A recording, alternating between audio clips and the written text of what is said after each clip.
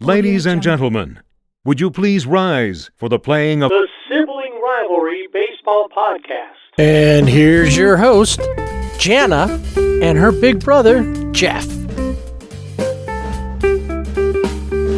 Time for more SRBB, this time postseason edition. The first one of the postseason. Let's see how many more times I can say postseason in a short amount of time. Back with us this week after a trip to northern New Mexico.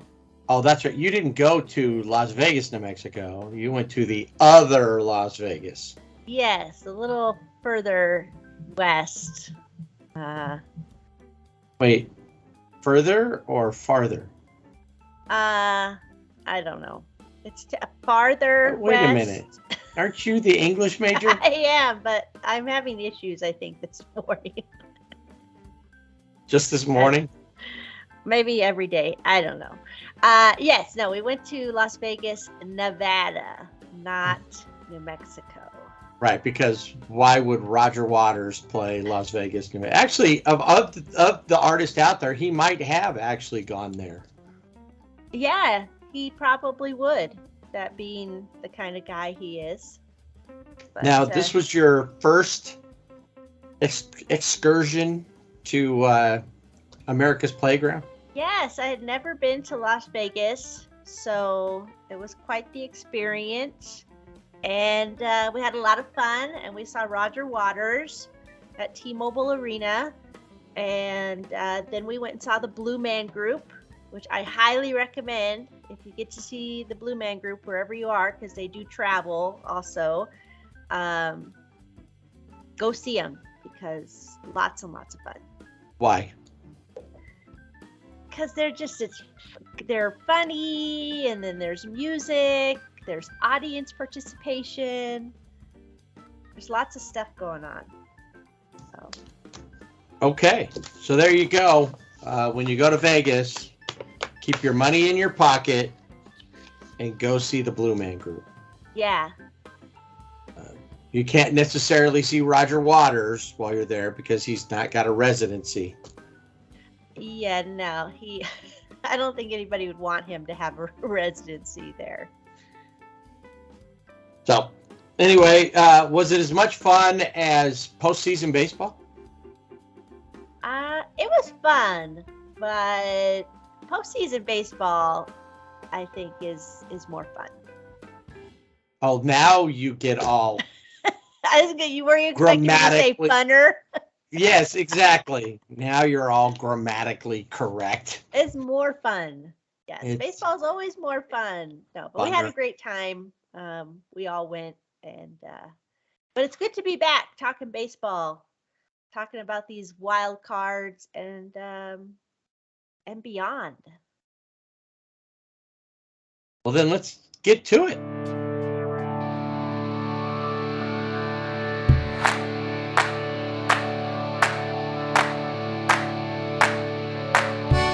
New format for the wild card this year. Typically, by this point, we're way into the division series beyond what we are currently, because there was one wild card game per league, and then you moved on. And now that's not the case. It's madness. It kind of, yeah.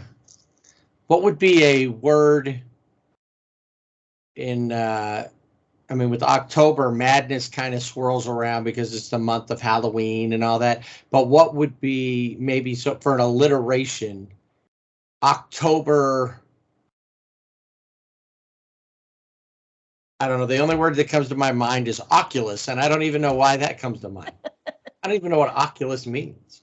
I don't know. That's a good one. Because an alliteration to explain the madness. Like that same madness. What is a synonym, or is that the right word? It's a cinnamon? A cinnamon? Is it? What's a cinnamon? A Cinnabon. All right. Well, whatever it is, a whole new view of the playoffs. We talk about, in fact, before we talk about what happened, what's your feeling about this new format? We didn't really express. I don't recall us expressing much of an opinion other than that it's changed. Is it a good thing? But I don't know we ever said. I think we said. I know they wanted MLB wanted like a 20-team playoff or something. Okay, so that's a little bit of an exaggeration, but they still wanted.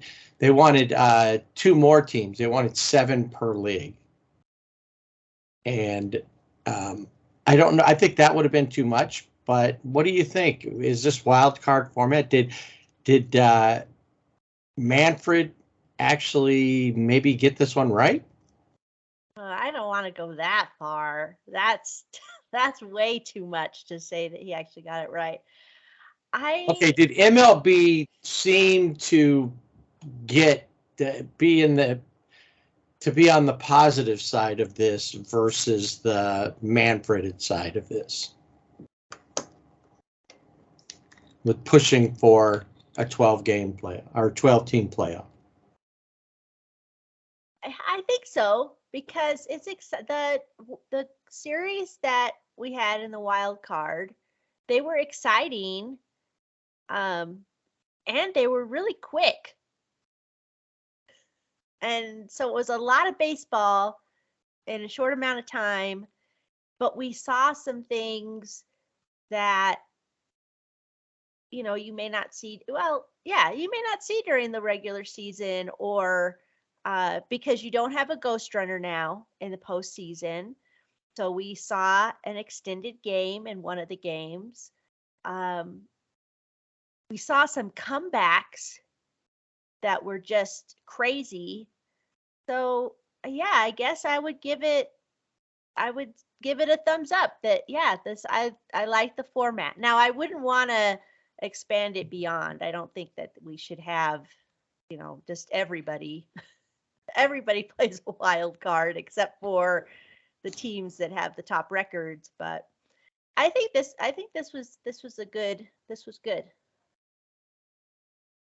Yeah, I think so too. It was fun. I expected the more of the series to go the full 3, but that wasn't the case. And then you talk about no ghost runner in Zenning's games. Let's go to let's take a look at the first series that actually had that happen. And that would be the Cleveland Guardians hosting the Tampa Bay Rays. One of 3 AL East teams to make it in. The Rays, I don't know, they didn't really seem, in fact, neither team really seemed to be able to put things together. Although it did seem like the Guardians were definitely the more dominant team. Yeah, it seemed like they were. And also, I think out of all of the wild card games or series, these 2 games were the lowest scoring games of any of them. Right. Great pitching by the Guardians. Game 1 starts off, and like you said, low scoring, 2-0. Guardians take game 1 behind the effort of Shane Bieber, going 7 2/3, giving up 3 hits, only 1 run. Starts off his playoff career there, playoff season for 2022 with a 1.17 ERA. And then Class A with a 4-out save in that game. And awesome with Jose Ramirez hitting the 2-run home run that just, helped them win that first game. But it almost gave it like this soccer atmosphere in a way. Like if you watch games like in England, like the fans just sing songs with somebody. And so they were singing Jose's name when he was coming up to bat. So they're like, Jose, oh, they were just, it wasn't their chanting. Gotcha. They were like singing it. And that was very much like a kind of like a soccer thing because soccer fans will just make up songs and somehow the whole crowd knows the song. I don't know how that works, but as they make it up. But yeah, it was just it was fun for Cleveland. And yeah, the Rays just seemed kind of flat. So game 2 is, I think, what is this, like one of the longest playoff games in playoff history? And you called it. You asked me how long I thought it was going to go. I said 14 innings. You said 15, and 15 it was. Yes, look at me, I can't the procrastinator. Speak. I am the Yes. procrastinator. I was The like prognosticator. Yes, they can't get it done in 15 because they're procrastinators. That's right. They're procrastinating. They're putting this game, winning this game off. I did find, I want, as we talk about this, I have to throw this out first. I saw an interesting tweet or stat somewhere that said in 1934, Lou Gehrig struck out 31 times over the whole season. So keep that in mind as we talk about this game. Tristan McKenzie, also looking good for the Guardians, comes out, throws 6 innings, give up 2 hits, no runs, strikes out 8.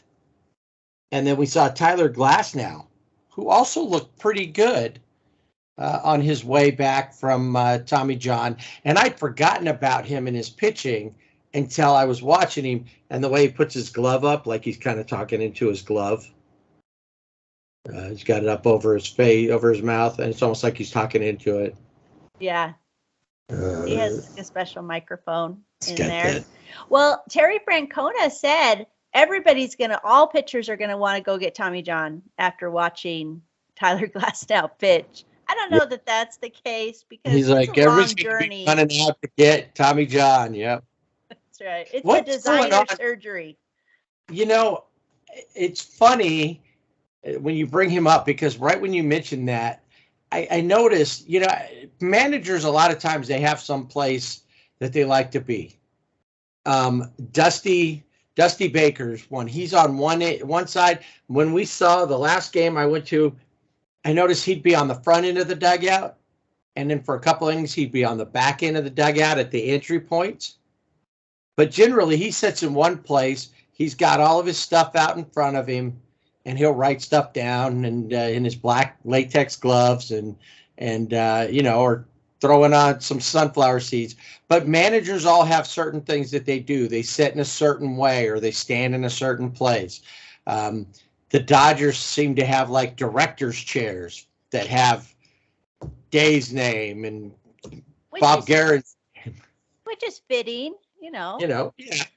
So, but I noticed, and it just reminded me because you just went to Vegas, but I noticed that Terry Francona, is standing, he's kind of off from everybody, and he's got like a little seat or a little stand in front of him. He's got like a towel on it or something. He's got something on there, and I don't know if it's sunflower seeds or what he's doing, but he'll pick it up and eat. But he stands there and just kind of looks around and holds. I don't know if it's because of his past health problems that he does that way, as opposed to sitting on the top rail or having a seat right there, you know, in the dugout, or what's going on. But that's how he stands during the game. And I hadn't ever noticed that before. And it reminded me of back in, well, I was going to say back in the day, but years ago, probably like 70s and 80s. What was his name? Guy Lewis, I think, was the coach of the UNLV Running Rebs. And since you just came from Las Vegas, it popped up. But he used to always have a, oh no, it was Jerry Tarkanian who was there. Yes. Lewis did something, but he was in Houston. He was part of Phi Slamma Jamma. But Jerry Tarkanian and the other coach, Lewis, Jerry Tarkanian was always chewing on a towel. Lewis had like like one of those Italian red and white checkered tablecloths. and he was always chewing on that. But Jerry Tarkanian always chewing Yeah, on that always, towel. It was like, yeah. what is the thing? Those little things like that different coaches have. And most baseball coaches will sit at the rail and maybe have a little bit of a thing, but Terry Francona's like got his own. He has an office in Yes.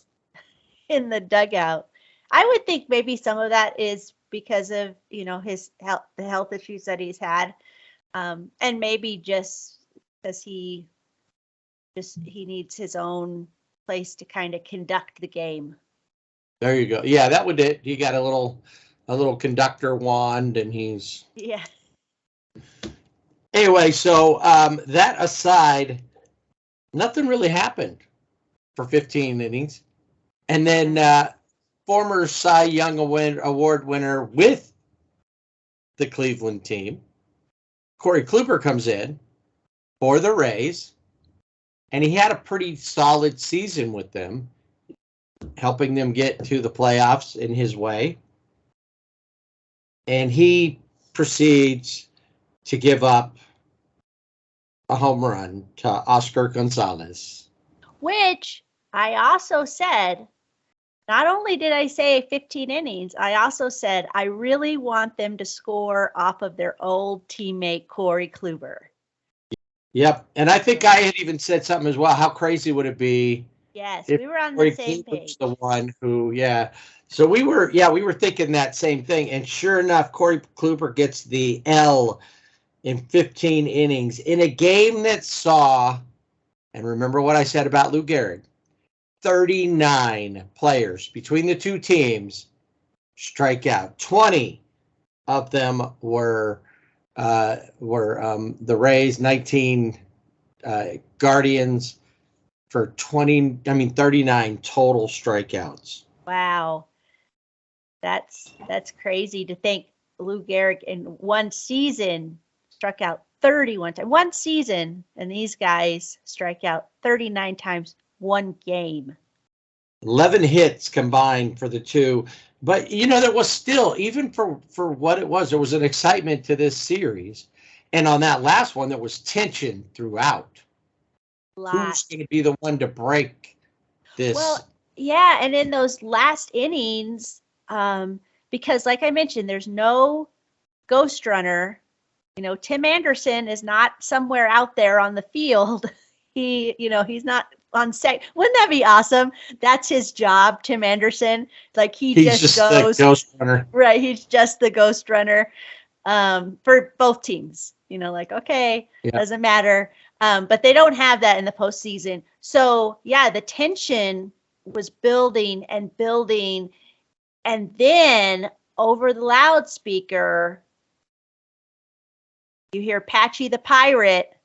Are you ready, kids? Because Oscar Gonzalez's walk-up song, which is so awesome, is the SpongeBob SquarePants theme song. Right. There were even people in the crowd dressed as SpongeBob. I hadn't even noticed, and then I heard them. I saw that, and I thought, "What's going on?" And then there was they talked about that, who hits walk-off homers in Cleveland. Oscar Gonzalez. Right. Anyway, so great, really a cool 2-game series. That one I wasn't surprised went 2 games.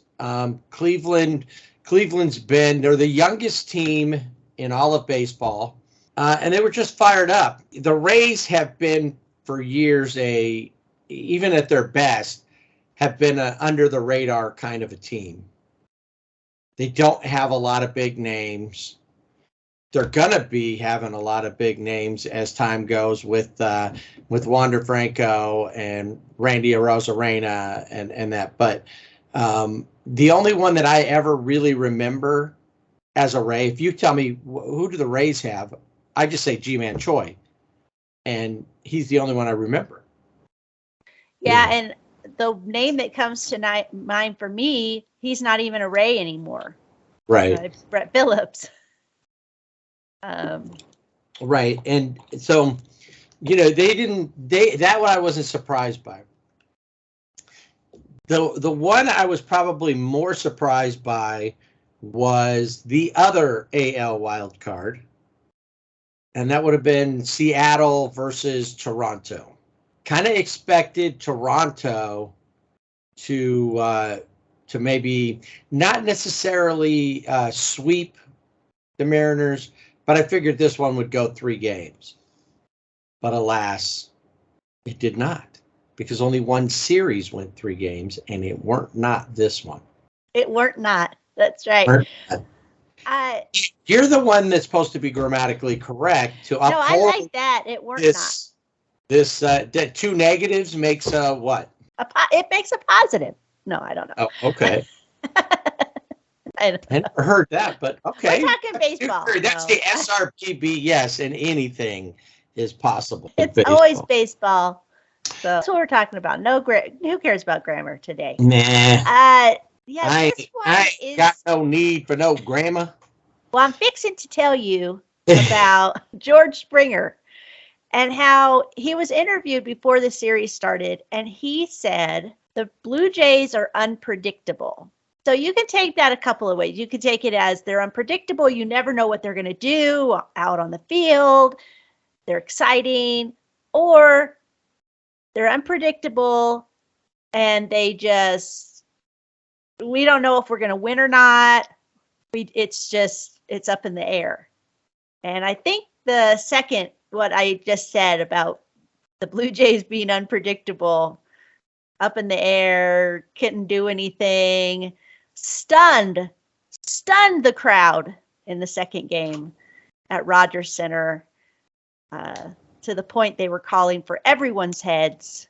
Yeah, so let's before we get to that game, which was crazy, let's start with game 1. Not as crazy. Seattle takes advantage of Cy Young candidate Alek Manoah, who pretty much everybody thought was going to dominate, and would and expected the Blue Jays maybe to make a little deeper run into the postseason. Alek Manoah did not show up for that, taking on Luis Castillo, who did show up, right, and who's making he's thanking Seattle, the Mariners, for extending him. Yeah, well, and he showed his appreciation. He threw 7 1/3 scoreless innings. He became the first pitcher in Mariners history to go scoreless that deep in a postseason game. And it was the second shutout in Mariners postseason history. So he's already making a name for himself with the Mariners. That's so 4-0 win. The big stick in this game. Actually, there were 2 of them. Eugenio Suarez, who has started off the postseason well, and another guy. I didn't know this, but Suarez was in Cincinnati. That's right. And he was a throw-in, a salary dump by the Reds to when they got Castillo, they took on Suarez's, and since then Suarez has said, "Fine, you don't want me? I'm going to let them know I appreciate them taking me on, even if it was kind of like just to get my teammate." He's taken full advantage of being with a club that, was in the hunt for a wild card, and now look where they are. Having seen him a few times versus the Angels over the season, and you got to think that since that brawl with the Angels, the Mariners have overall been on fire. They've played before that, they were just ready to settle into 3rd place, and it was going to be the end of it for them. So this is any team playing the Mariners. This would be for next season. Don't get in a brawl with the Mariners, because it must be their spark plug to get them. Like they have probably in their clubhouse blown up pictures of the brawl. The clubhouse TVs constantly playing Anthony Rendon and his left-handed cast. Yeah, throw it. And that's like, instead of having like the pump up, like a song, music or something going in the clubhouse before they come out. There's no Eye of the Tiger playing. No, it's just that. Just playing the brawl. The sounds of the brawl. Cal Raleigh, their catcher, with a home run. Both Suarez and Raleigh with 2 RBIs each. Like we said, Alek Manoah just and just to give you an idea how poorly Toronto was at the bat, 0 for 3 with runners in scoring position, which just tells you they never got anybody in place. Yeah, no, Castillo allowed 3 runners to advance past first base, but they never, like you said, they never could score. 3 times. That's not very, you don't get a lot of opportunities. So they had the opportunities those 3 times. They didn't take advantage of it. And couldn't get anything else going. So we go to game 2, which actually started off kind of the way I expected the Blue Jays to play. By the bottom of the 5th, it's 8-1. And in this game, you were talking about the fans singing. Teoscar Hernandez was having a great game, 2 home runs in this game. But the fans, when he comes up, they all sing, instead of the old Harry Belafonte song, the Banana Boat song, Deo, they all sing Teo. Teo. Teo. And he rewarded them with 4 RBIs and 2 home runs. This game saw former Blue Jay, Rays and Jays. I get them all. Yeah, mixed up. And last year's Cy Young Award winner, Robbie Ray. See, that's what it was. Former Jay, Robbie Ray. Yes. Only throw 3 innings. Gives up 6 hits and 4 runs. It was he was the he didn't it. They just took advantage of him, their old teammate there. And then Kevin Gossman, he didn't have a great game either, but he was better at the beginning. And the Jays gave him a lead. They were playing well. You talk about George Springer for a minute. I thought Springer was coming out. He made a great catch up against the wall where the scoreboard is, that like out of town type scoreboard or whatever, and hit it pretty hard, came off, holding his wrist that he'd had injuries from before, but he was able to stay in the game, keep going. But like I said, it was 8-1 in the bottom of the 5th. How many people do you think watched that game and thought, "Oh, this is in the bag. I'll go and do something else. I have to go somewhere." I bet a lot. Or I'll go look at the other game. Right. The next game had started because they were all kind of close, some overlapping on especially those first couple of days, because all the wild card games played all day. Which was also, I think that was a good move too by MLB, because it does generate more excitement when you have with the wild cards all of the games on the same day, because obviously then they do it because that way people who advance the series will start on time, as they should. But it was just like, it's like opening day where all the teams play and you get to watch all the flip back and forth between games. That's kind of how this was. It was fun. And it was nice too. It's just between 2 channels. Yeah. So, anyway, in the 6th, from the 6th till the 9th inning, Seattle scored 9 runs to just 1 more by the Blue Jays. That's how they end their season, is they blew a 7-run lead. 7 runs. Oh.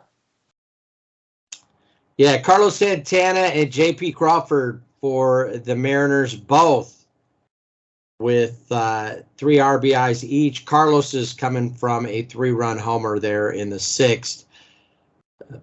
13 total hits and 10 runs. And they won it in the ninth, top of the ninth, and the Blue Jays had a chance in the bottom of the ninth and just couldn't get anything done. And so the Blue Jays, who look like a team that should have gone farther in there, at least gone on to play the, in this case, they would have gone to play the Asterix. That didn't come to be. So Seattle moves on, and we'll see if they can continue their journey versus Houston. We'll talk about that series and where we're at now with that coming up once we start talking about the division series. I said real quickly, our Wheel of IL has been closed for the season, for the regular season, but these guys, I mean, they're waiting for next season. But George Springer, in that collision with Bo Bichette, did have a concussion, so I had to throw in a Wheel of IL tidbit. Yeah, for sure. And that would have been something had they moved on or even played one more game, had they been able to hold on to win that one, that could have played into the unpredictability of the Blue Jays. Yeah. I think this next game, which is in the NL wild card, the Phillies and Cardinals series, probably was the easiest one to predict. And I picked the Phillies on this one. I just felt like the Cardinals had their run early that really put them ahead and allowed them to stay on top of it. The Phillies had been pretty hot as of late, and it just felt like they were just a hotter, readier, better team coming into this series. Yeah, I think bringing the momentum they had at the end of the regular season into this wild card game, coming into St. Louis, they definitely had more energy, I guess. Again, also too, the Phillies, 11 years, postseason drought, that they haven't been. I think the Mariners is 21 seasons. Yeah, Mariners, the last time they were in was 2001. So they're like, Phillies are 11 years. That's nothing. Yeah, that's a baby. Yeah, no, that's not a. They haven't earned it. No. They don't know true pain. Right. And so the Phillies take on St. Louis. We see this happen occasionally, actually every year. There's a player who is solid throughout the season and then can't get anything done in the postseason. And one of the players that was having that issue would be presumptive NL MVP, Paul Goldschmidt. Yeah, he looked lost. I lost at the plate. I didn't know what was Yeah, it was like he had lost. He had cut his hair or something. Like Samson. Right. Maybe they told him. Maybe somewhere he woke up and thought he was back in Arizona, and he's like, "This is a dream. I'm not really playing in the playoffs. I'm not really a Cardinal because in Arizona we never went to the playoffs." He didn't know what to expect. He was discombobulated. And I think that kind of felt like most of the Cardinals team. Now, I do want to throw this out. In the playoffs and in this series, 3 different Angels are in the playoffs. 2 of them traded from the Angels this year to their teams. And then, of course, starting game 1 for the Cardinals and pitching pretty well, he didn't seem discombobulated, Jose Quintana. Who has really had a resurgence with the Cardinals because you cursed his name lots of times. Oh, I don't know how many times. And they weren't cursing his name in St. Louis. He starts this off with a decent outing, 5 and a third innings, only gives up 2 hits and no runs. The Cardinals, pitching wise, can thank Ryan Helsley and Andre Palante. specifically Andre Palante, for what turned out to be a 6-3 loss. And the weird thing is that for 9 innings of this game, or for 8 of this game, the Cardinals were winning 3-0. Yeah, this was a stunner for the Cardinal fans. We know Cardinal fans are probably some of the best baseball fans, very knowledgeable, and they were speechless when this was going on. We also have to the Phillies had Zach Wheeler. He pitched 6 1/3 scoreless innings, and so it was a good, pitching matchup. But Bryce Harper had said, I just had it in my head, we're not losing this game. We're not losing this game. Whatever it takes, we're going to win this game. And they come back to have a 6-run 9th inning. And got another stat for you. They are the first team in postseason history to score 6 runs in the 9th inning when trailing to enter frame. And they did that on 5 hits. There wasn't a lot of hitting in this. It was just timely for the Phillies because the Cardinals only walked away with 5 hits as well. The Cardinals were actually up 2-0. I'm sorry, 2-0. They scored their 2 in the 7th. So it was scoreless up until the bottom of the 7th. Then the Phillies, blew up and took advantage of, like I said, Helsley and Palante. Helsley ends up being charged with 4 runs on 1 hit. And it's Palante who inherits the runners, lets the 3 runners score, plus gives up 2 of his own for the 6-run inning for the Phillies. Bryce Harper said he wasn't going to. We weren't going to lose this series yet. In Game 1, he did score a run, but he didn't get any hits on the 1 walk, so he took advantage of that. But it was Gene Segura with 2 RBIs in the game to kind of lead the way. The rest of the RBIs spread out across Kyle Schwarber with a sacrifice fly. So, and then former Angel Brandon Marsh, Captain Caveman, goes 1 for 2 with an RBI in a pinch hit role late in the game. Yeah, which is crazy. There's Captain Caveman out on the field in a postseason game, and you got Mike Trout, his former teammate, going home to New Jersey, which is like, this isn't right, but it is what it is. What? Well, right? That's what. How else do you say it? It is what it is. So Game 2 pops up, Phillies Cardinals. This one was kind of bittersweet. The Cardinals once again really couldn't do much, although they out-hit the Phillies 7 hits to 4 hits.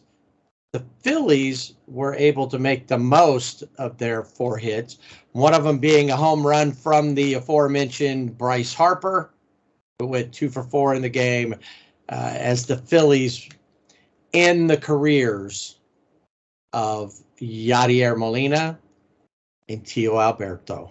But on a silver linings note, since Albert was formerly an Angel, and we'll talk more about him after the playoffs and what's going on with him, and maybe like a little career retrospective of Tio Albert. He got 2 hits in the game versus the Phillies, and then after the last one, he was pulled for a pinch runner, but they just couldn't put anything on the board. They bow out.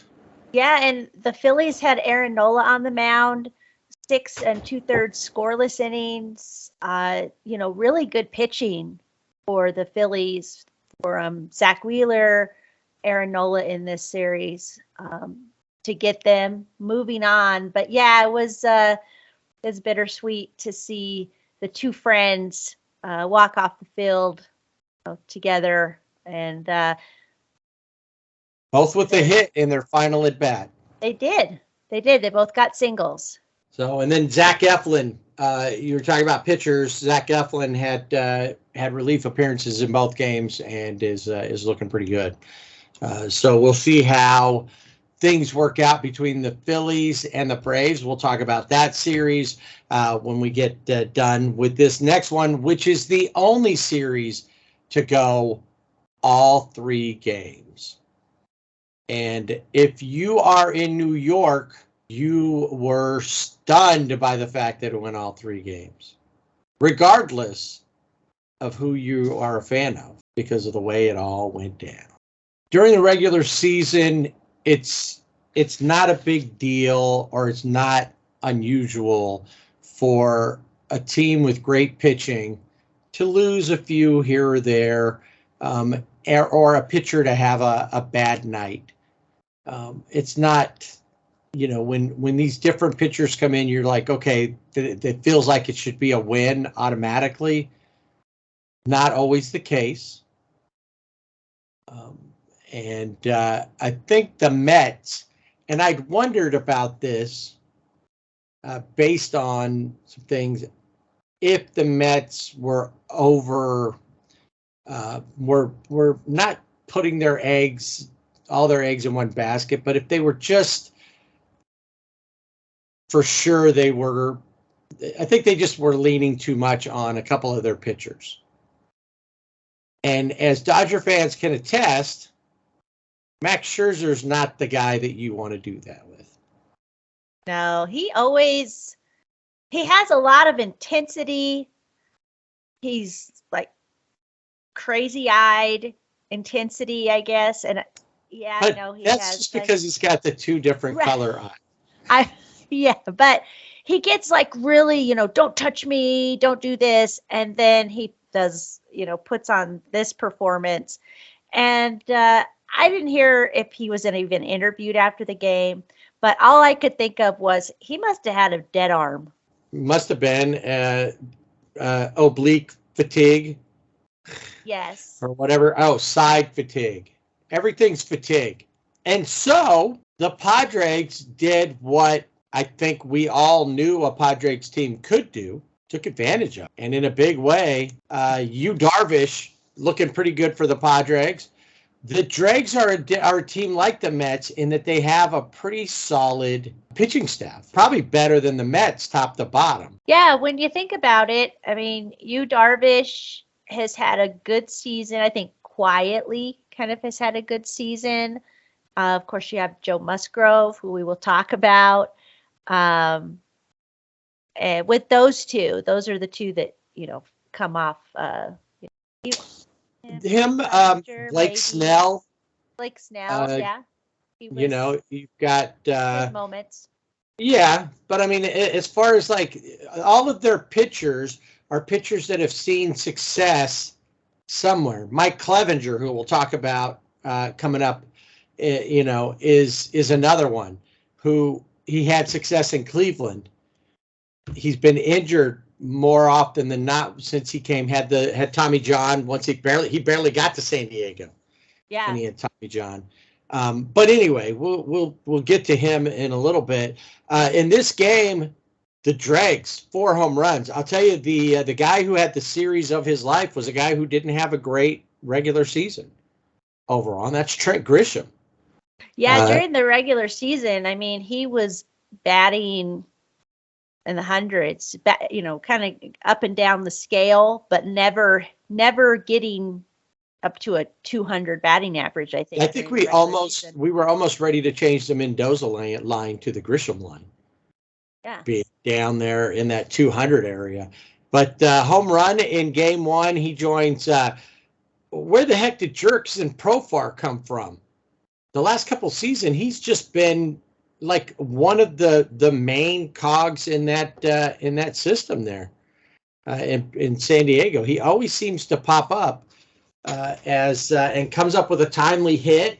Some of the swagger we talked about, last season or 2 seasons ago that he had seemed misplaced. Well, he's earning it now. He had a home run in this one. Of course, the I wouldn't say heart and soul, but definitely the most consistent, and as much as we hate it, MVP candidate, Manny Machado. As long as he doesn't have to run hard to first, he really is. And we knew it when he was with the Dodgers too, because we were happy to have him.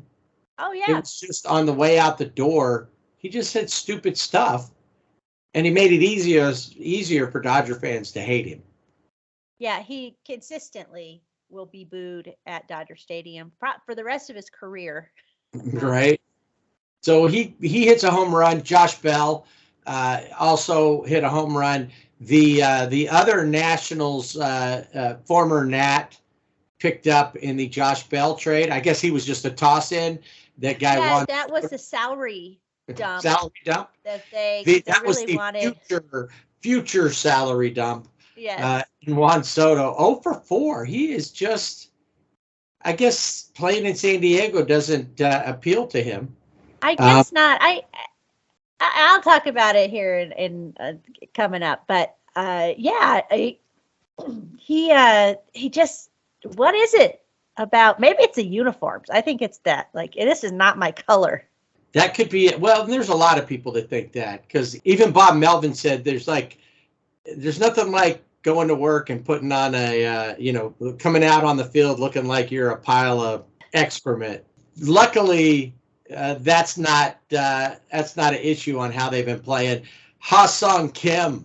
I'm trying to remember the moment now, but there were a couple where it was just kind of a couple of funny moments with him sliding into second base in one place, and it just made people laugh. 2 for 3. He right there, I think he's made Tatis Jr.'s absence tolerable. Well, and even when he is eligible to come back, I don't think that he won't be the shortstop. He'll be in the outfield because Kim has kind of solidified himself at that position. He's taken the opportunity. I could be wrong, but I just think that if Tatis wants to get back to shortstop, he's going to have to earn it. Yeah, that seems right. And I guess you put him in center field and let Trent Grisham fight it out. Of course, who knows? This may fire up Grisham. It could, and Grisham is really good defensive outfielder. He's kind of like Cody Bellinger. Very similar. Those guys are. I heard somebody say it the other day. There's certain guys that when you talk to them, it's like, hey, don't lose your glove, because otherwise you're not going to have a place on the team anymore. You lose that, you're done. And both of those guys are really that same. The Mets could only muster, with their high-powered offense, 1 run, and that was from Eduardo Escobar with a home run. Scherzer, like we said, bad outing. And Yu Darvish was 7 innings. Scherzer only 4 2/3. Give up all 7 runs in that 7-1 loss. And then next night saw Jacob DeGrom. And with DeGrom on the mound, knowing that he was going to be on the mound, this was the game I thought, okay, the Mets could turn it around. This could be, the game. It could be. Yet Trent Grisham, once again, hits a home run off Jacob DeGrom in the 3rd inning. It was just a solo home run, but that was one of those things. As you go, the Mets started off scoring, and by the bottom of the 5th, it was 3-2. So it was a tight game. And then the Mets decided that DeGrom needed a postseason victory, and that maybe they did want to stay and play a little more. With 3 home runs, Francisco Lindor, the polar bear Pete Alonso had a home run. I'm sorry, only 2 home runs, but both of them with home runs. And they power the Mets with a 4-run 7th inning to take that 7-3. And honestly, I wasn't surprised because the L fell to Nick Martinez, who has been, I don't know why they keep running him out there. And I haven't really looked at his overall stats.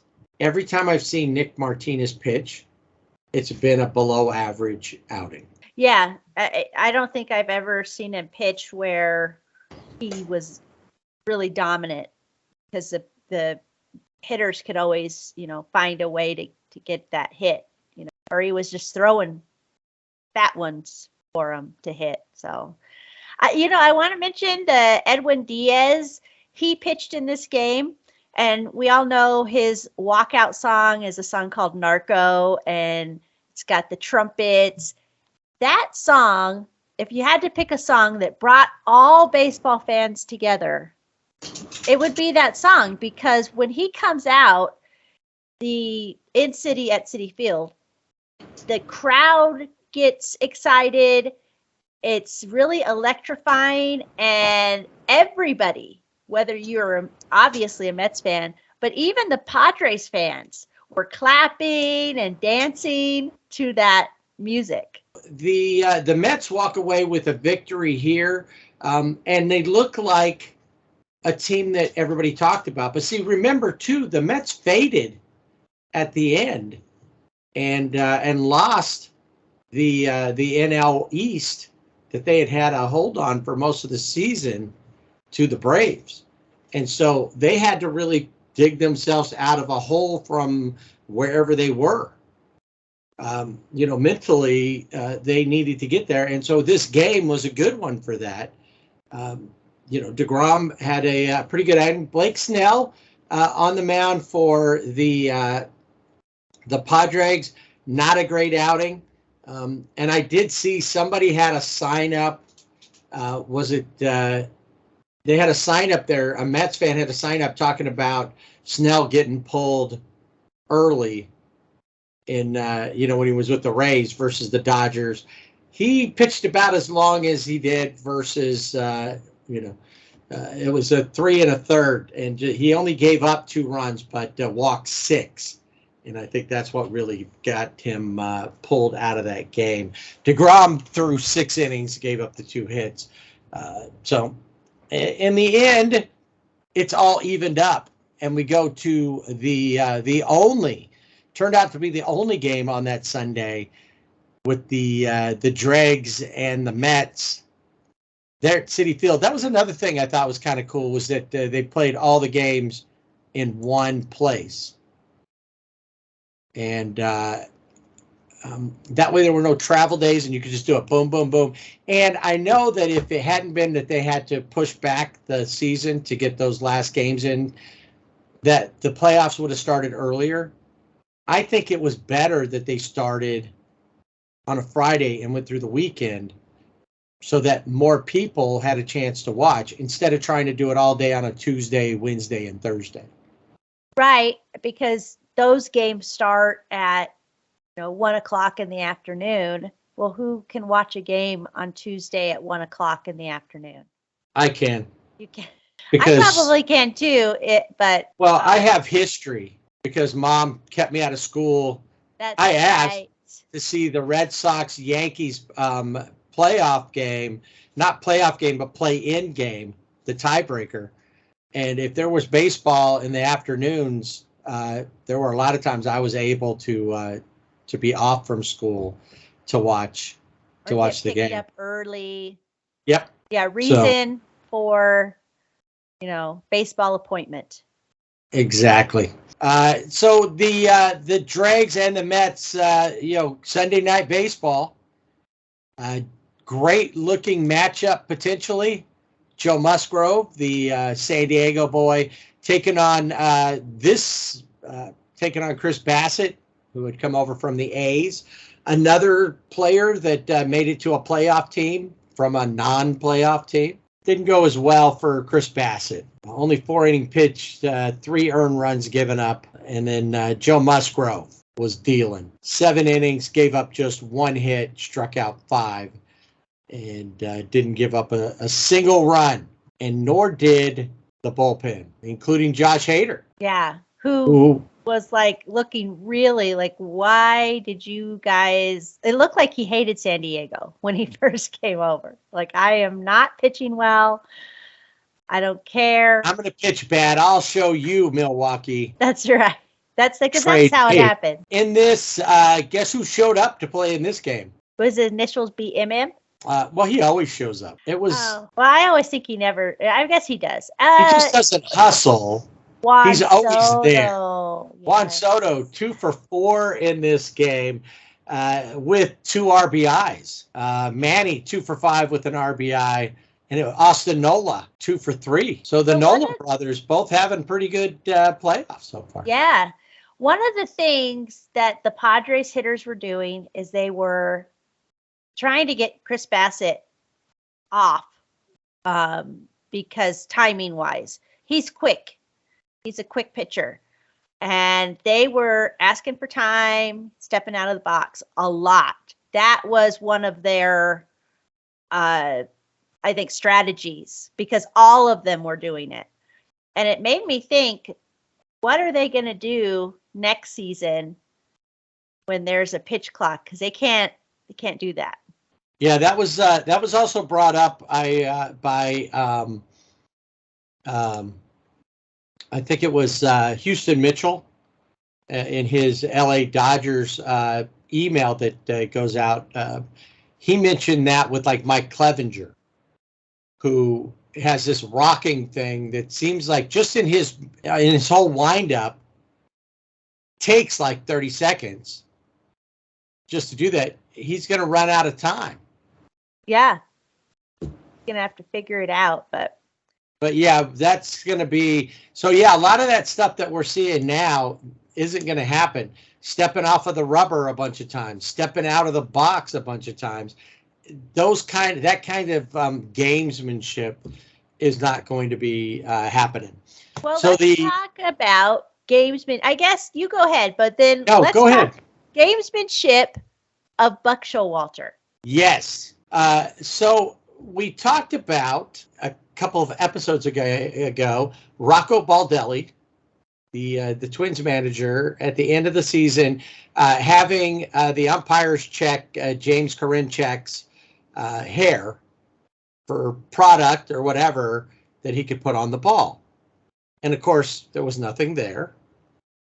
And then now the one thing that if I'm James Karinchak, I'm waving to Rocco while I'm on TV during the playoffs.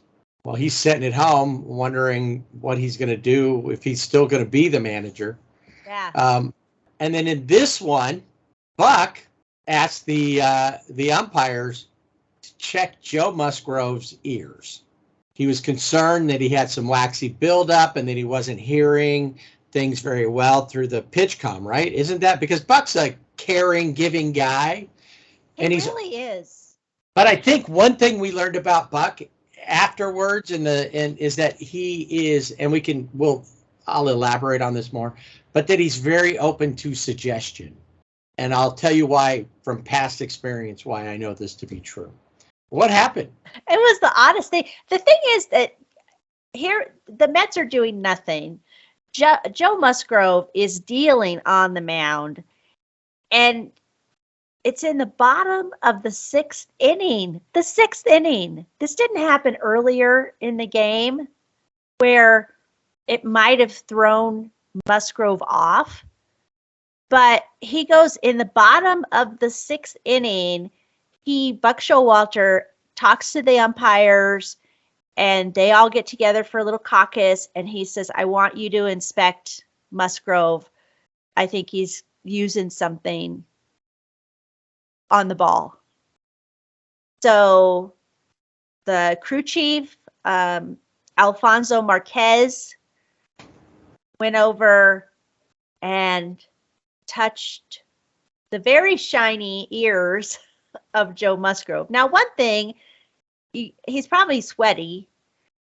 And another thing Andrew McCutcheon had tweeted out, like when this was happening, is he said that pitchers will put like red hot on their ears. And it burns. It's not sticky, but it like gets him like it's like an intense, like rah, I'm ready to go out there, kill, kind of thing. And his ears were shiny, and kind of red. So if Andrew McCutcheon, who I think is knowledgeable, he's been around, he knows, I would think, okay, but there was nothing there, and it was just an awkward moment. And by that point, it's the bottom of the 6th inning. Joe Musgrove, he is in the zone, and by delaying the game to have the ears checked, Showalter, obviously it backfired, and it just made Joe Musgrove, one, like mad, and even more that intensity that, if he did put Red Hot on his ears before the game, it like totally, like he was on fire by that point, because he was just like, what do you mean you're going to check my ears? That's stupid. The umpire, you could see the umpire went out and asked him, and he's like, yeah, go ahead, whatever. Yeah. I get it. Now, I don't remember what Rocco said after that. I feel like Rocco kind of tried to downplay it and like, yeah, whatever. There was something wrong, and he tried to justify it. Right. In a different way, more defiantly. Yes. Buck, what Showalter said, it wasn't that he necessarily saw something specifically, but there was a lot of chatter in the dugout about it. And afterwards, he was real quick when he was asked about it after the game, said, I love Joe Musgrove. He's a great pitcher. He said, he's too good of a pitcher, but this wasn't about that he was having a great game, and that it was also about maybe throwing him off, helping his team. His quote was something to the effect of, I'm charged with doing what's best for the New York Mets. And if it makes, however it might make me look or whatever, I'm going to do that every time and live with the consequences. I'm not here to hurt anybody's feeling. I'm going to do whatever is best for our players and the New York Mets. I felt like that was best for us right now. Pretty obvious reasons why it was necessary. He said we weren't having much luck, and that was what was best for us as the New York Mets right then. It's just like when they go out and argue a call, it's about firing a team out. Getting thrown out of the game sometimes is what they think. Sometimes it works, sometimes it doesn't. But that's what it was. He went out there to show his team he had their back. And if they think that Joe Musgrove is juicing the ball, then he's going to go do what he's got to do for his guys. And True. He didn't want to make it about Joe Musgrove, because he says just Joe Musgrove's just a great pitcher, and he really just had our number. Yeah, and if he had done this, I get that. You do something to get your team, try to get him back in the game. But by the 6th inning, yeah, you still had some time. You had time to come back and win the game, but you should have done it earlier, because I'm sure that in the dugout, if this was a topic of conversation, it didn't start, in the bottom of the 6th. It was like, hey, look at his ears. What's going on with his ears? He's touching his ears, kind of thing. And that, I think if he had done it earlier, I'm not saying that the game. Yeah, but I think at the 3rd inning is maybe a little too early, because I'm thinking the 4th inning, exactly. The bottom of the 4th, because maybe the 5th, but by the 6th inning, I just feel. I guess he just thought your team chances are going to get less of coming back and winning that game. Well, it became non-existent with a 6-0 blanking, Yeah. And the Drags move on. Now, I'll tell you, I still believe this, but on one side of it, I feel a little differently, and it has to do with the Padres. I believe that once you get out of the wild card. It should be reseeded and the lowest possible seed. So technically, in my mind, if I'm doing it, the Phillies should be playing the Dodgers. I agree with that. Instead, the Dodgers got the winner of the 4-5 game, which potentially would have been the lower seed. And then the Braves would, if St. Louis had won, they would have got the higher of the two seeds. But that's not how it played out. So the one thing, though, is that the Dodgers had issues with the Phillies overall, and the Phillies are really hot. The Dregs were not a hot team going in. They played like we thought we'd see them play overall through the season versus the Mets, but that's just 3 games. That's a series. They had great series throughout the season. But the Dodgers have a really good working knowledge of the Dregs, and vice versa. I mean, that goes both ways. But the Dodgers pretty much controlled them, and it never seemed like the Dregs could really get anything really going like in the past. So I was like, well, if I had to choose a P team for them to play, the Dregs are the one I'd rather them play. Plus, it means still not a lot of travel in the first round of the playoffs between San Diego and LA. Now we have the Braves and the Phillies. So it's kind of weird. The division series games are both interdivision. Yeah, interdivision series. So these guys, all of these teams have played, like 19 games 19 over the games. season. So, yeah, it's kind of, the only one that is not an interdivision are the Guardians and the Yankees. Oh, right. Because forgot about them. The Mariners and the Asterisks are. That's the only one. So out of all of them, so in the wild card, only one went 3 games. And before we move on, I was ready to almost not pay off what I teased there about Buck Showalter. Yes. We know that he's open to suggestion because back when he was with the Yankees, the assistant to the traveling secretary talked to him about cotton uniforms being cooler instead of the polyester. And Buck took that suggestion and they changed the uniforms out. Yeah, and the first game that they wore them, they won. The team won. And they look good. Really good. It wasn't until the second game, after those uniforms had been washed, and Don Mattingly split his pants. Yeah, that's not good for anybody. Before we move on to the Yankees, let's just introduce this. Let's go to the division series. All right, before we get started with this next round of playoffs, remember you can find us on social media, Twitter, Sibling Rivalry BB without the A. And on Instagram and Facebook at Sibling Rivalry BB with the A. Online, siblingrivalrybb.com. Hit the Fanatics link and get the gear for your favorite team. All the postseason gear is there. So if you want to get the Guardians or the Yankees, especially the Dodgers, actually, if you're a Padres fan, or if you just like to get rare items, get some Padres postseason gear. Definitely Mariners, because who knows if it'll be another 21 years before they get back, even though they have a team that you would think is going to be contending for a while. All right, so let's head to New York for Cleveland versus the Yankees in the ALDS. Now, here's the thing. They should have had 2 games under the belt. Now, here's the one thing that was weird about scheduling for me in the AL and the DS, but ALDS specifically. All teams played on the first day so all 4 games up in the division series on the first day.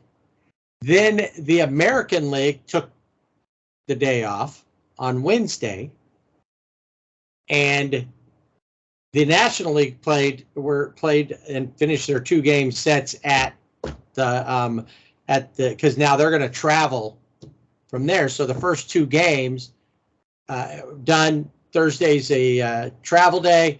Everybody starts up again on Friday. The American League took Wednesday off, going to play Thursday, and then Friday, Saturday. There's no other games off between 3 and 5.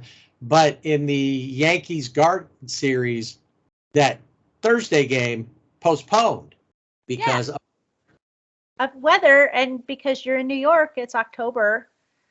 Why wouldn't you just play them all, especially if you know, hey, there was a chance we'll lose out on Thursday. Let's play it on Wednesday. Well, and we know that the Yankees have like their own meteorologist on staff, because we saw during the season where they would cancel games, preemptively cancel games because of weather. They'd say, there's a big storm coming in. We're going to delay this game. We're going to cancel this game. We saw it happen with the Angels in one of their series, and they've done it before.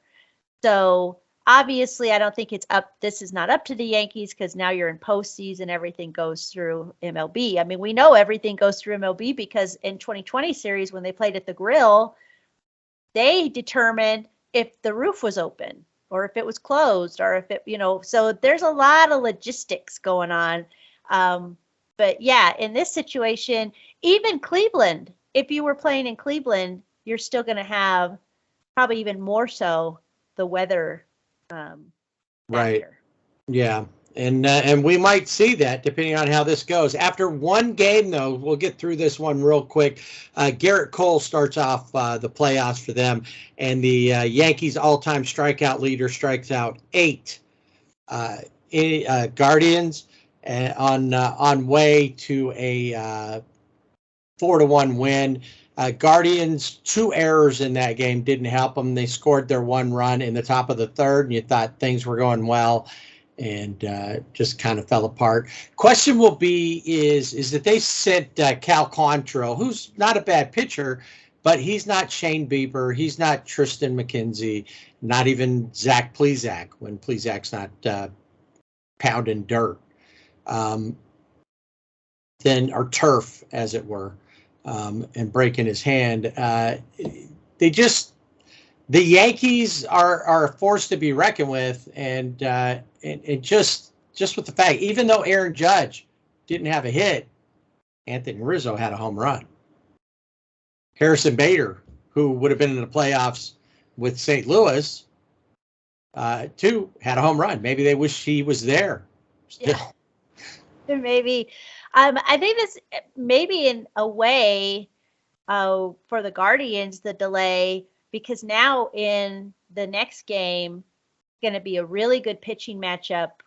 Should be, hopefully, could shape up to be a good pitching matchup with Shane Bieber on the mound for Cleveland and Nestor Cortez for the Yankees. Right. Yeah, that's going to be a good one. So with the delay, maybe for the Guardians, it gives them, rest everybody's arms, I guess, and get your head right about playing the Yankees. If you watch them, the Yankees are beatable. Oh yeah. They didn't make it to 100 wins. They didn't, and they should have. They should have been up there probably right around 110 with the Dodgers, the way they were playing at one point. They were the best. They had the best record for quite a few weeks, with the Dodgers being 1 or 2 games behind them, and then they just had issues down the stretch. What are you going to do? You know what you're going to do? You're going to take that day off, get yourself squared away, and in the meantime, we're going to go to Houston, where I want to continue to say that I'm becoming less and less. I have less and less issues with the Asterix as a whole. I don't even have issues that much anymore with Bregman, Gurriel from that 2017 team, nor am I having too many issues with Kyle Tucker. I'm starting to appreciate his style of play. The only one that I even like, there's been rumors about Carlos Correa that he's opting out of his deal in Minnesota, that he could end up in Anaheim. I'm almost okay with that. The only person I never want to see on a team that I like is Jose Altuve. Oh yeah, I think it would take me a little bit to warm up with like Carlos Correa. All I do know is if his sister is his agent, he will be an Angel. That's like a foregone conclusion. There is no ifs, ands, or buts. All the time that she can speak Japanese, Shohei. Well, the thing is she's probably saying, no, don't opt out. Wait and see if Shohei signs long term with the Angels, because he only got one more season.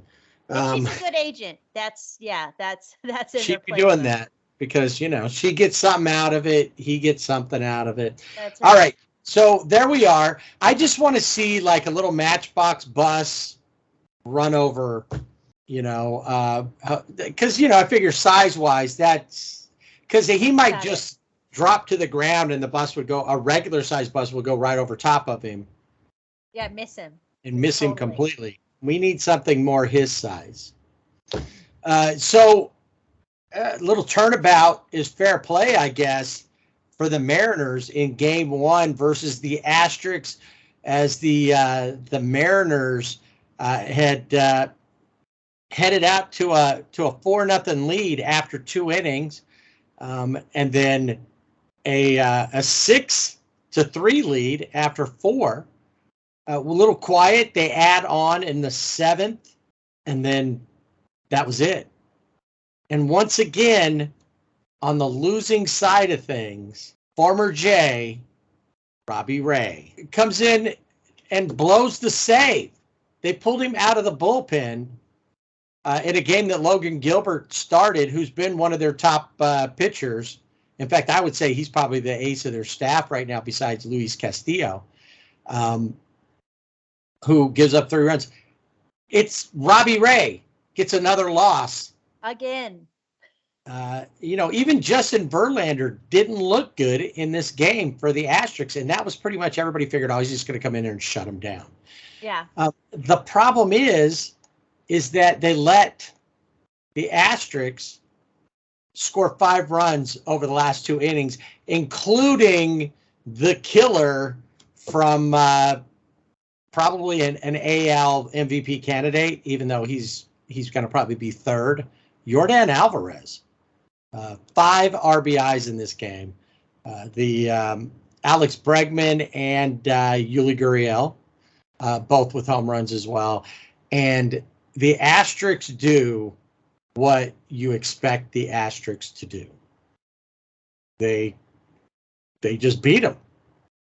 Their pitching staff, they didn't hold anybody back either. They even used Christian Javier, who's typically a starter, is out of the bullpen. And he gave up, 2 of their better starters gave up the runs. The rest of the bullpen shut them down. The Mariners get stunned just like they stunned the Blue Jays. Yeah, it was an interesting, as they like to call, I've heard it called the juice box, Minute Maid Park, Minute Maid Field.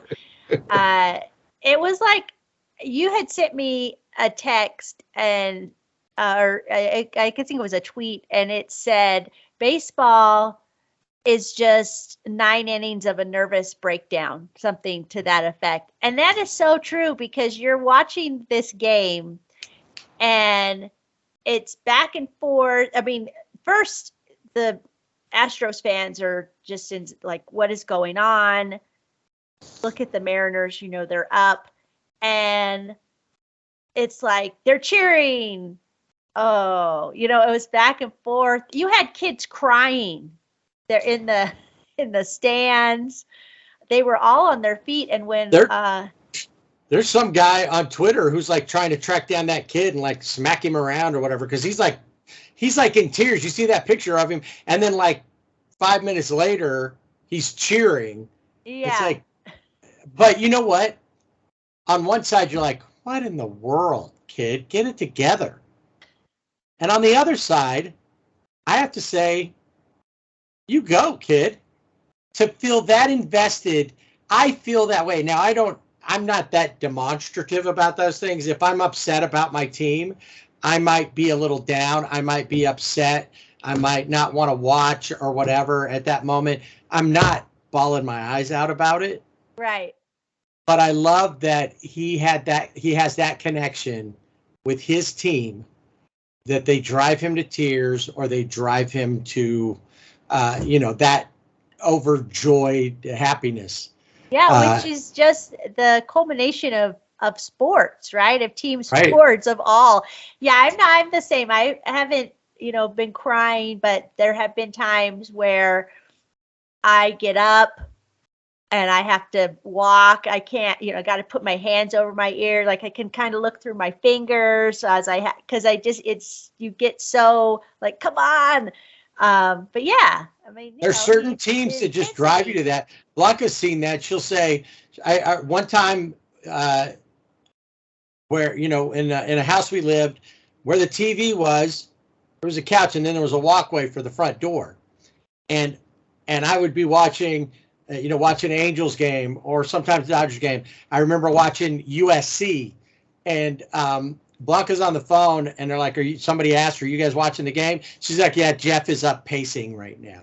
Yes. Because I'm walking back and forth across That's what there. I do. And I don't want to look, but I'm looking and, Yeah. And that was it for the Yes. Astros fan. And I'm sure the Mariners fans watching at home were doing the exact same thing. The Mariners fans who were there in Houston were Yeah. doing the exact same thing. Yeah, exactly. Yeah, I have done that. One time I turned the game off. It was in the postseason, and I had it off for about a minute, and I couldn't stand it anymore. Even though I didn't want to watch, I had to watch. Right. So yeah, I like that intensity of the kid and just that whole.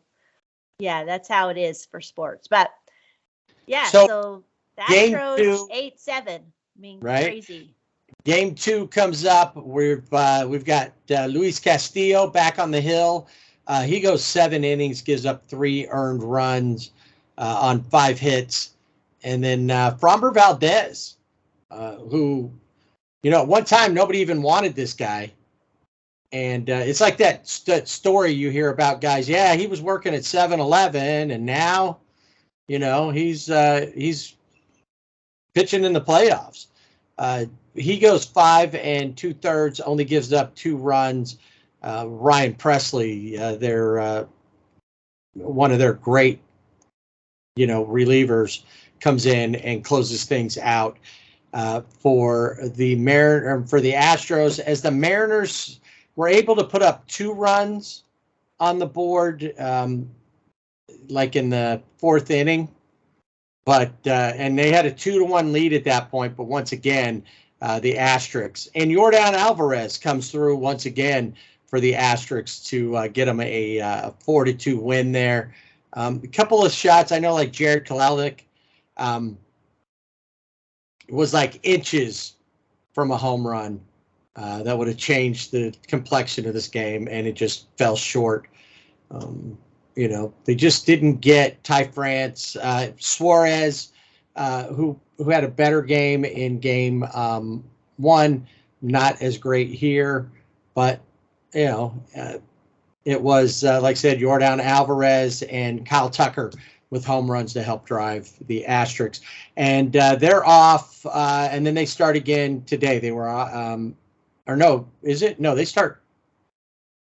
Do they start again today?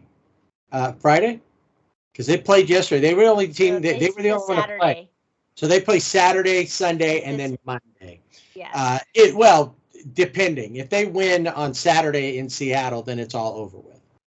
I want this to end. I know that it always comes up, but in my mind, it's over and done with. We know the Dodgers gave up Yordan Alvarez to get Josh Fields. We know how that worked out, but it's always brought up when Alvarez has a really great game. And in my mind, what I like to think of is if Yordan Alvarez had stayed a Dodger, he would not have the career that he's having right now.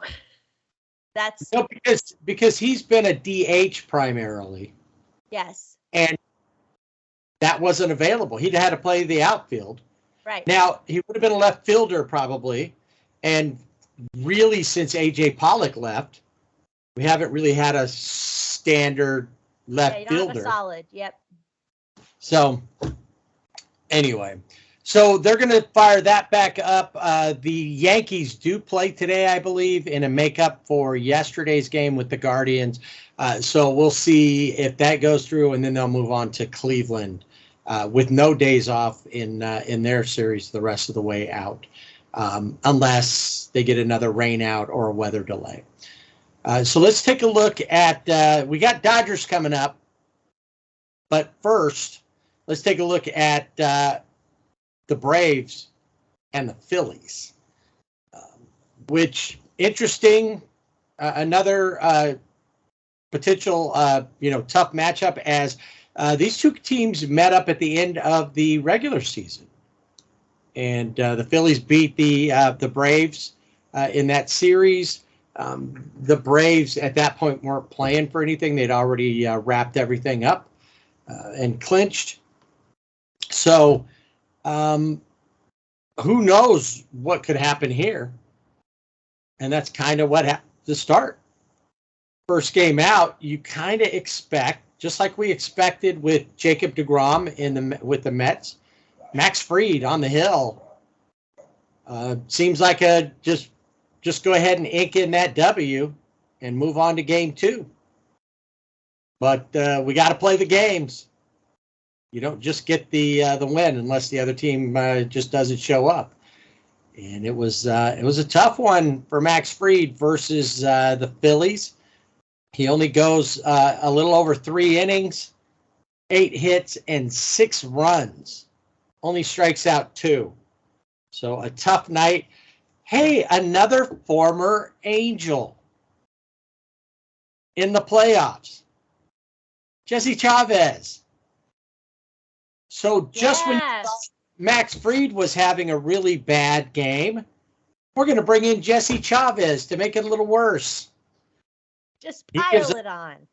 He gives up a run, and the rest of the bullpen shuts down the Phillies, but the Phillies walk away with the W in this one. I do got to say, Connor Brogdon in the postseason, through 1/3 of an inning, gave up 2 hits and 2 runs, and now sports a 54 ERA. So in a really tight game, the Phillies started out. I mean, they went and hit in the first 4 innings. They scored in 3 of them, putting up 6 runs. Actually, in the first 5 innings, they scored in 4 of the first 5. Putting up 7 runs. They wouldn't be able to score another run for the rest of the game. And that's probably because Max Fried and Jesse Chavez were no longer in the game. The Braves started off slow and scored 1 early on, 2 in the 5th. It was in the 9th inning that they were able to put it all together and put 3 runs on the board, but it was just not enough. Matt Olson with a home run, a 3-run homer to try to bring them up, but they fall short 7-6 versus the Braves there. But it was close, and it just goes to show you that these two teams are probably, maybe not on paper, but just even going into it, I felt like they were the most evenly matched, because I don't feel like, as good as the Padres could be going up against the Dodgers in this division series, I still feel like nobody's quite at the level the Dodgers are at what they can do when everybody's on. I don't think the Dodgers can be beat on any given day. Alec Boehm, who had a okay series versus St. Louis, comes out, plays pretty well with 1 for 4 and 2 RBIs in the game there. Bryce Harper, 3 for 3. He's on a mission there.